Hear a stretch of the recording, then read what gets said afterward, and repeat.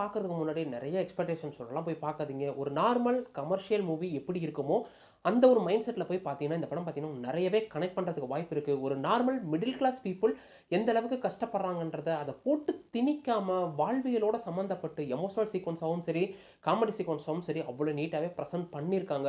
முனிஸ்காந்தா இருக்கட்டும், விஜயலட்சுமியா இருக்கட்டும், முனிஸ்காந்தோட குரேஷியா இருக்கட்டும், அந்த நம்ம ரிவ்யூ பண்ற அண்ணன்னு சொல்ட்டு எல்லாருமே பார்த்தீங்கன்னா, குடுத்த ரோல அவ்வளோ நீட்டாவே நடிச்சு குடுத்துருக்காங்க.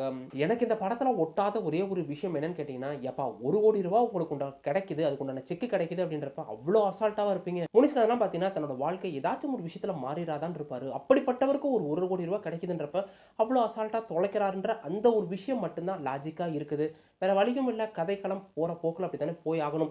ஸோ அந்த ஒரு விஷயத்த மட்டும் ஒதுக்கி வச்சுட்டு பார்த்தீங்கன்னா, இந்த படம் உங்களுக்கு நிறையவே கனெக்ட் பண்ணும். எனக்கு பர்சனலா இந்த படம் ரொம்பவே புடிச்சிருந்துச்சு. ஸோ வாய்ப்பு கிடைச்சா இந்த படத்த ஒன் டைமாச்சும் வாட்ச் பண்ணி பாருங்க. படத்துல பெருசா அடல்ட் கன்டென்ட் எதுவும் இல்லன்றப்ப, நீங்க குடுக்கக்கூடிய அந்த 2 மணி நேரத்துக்கு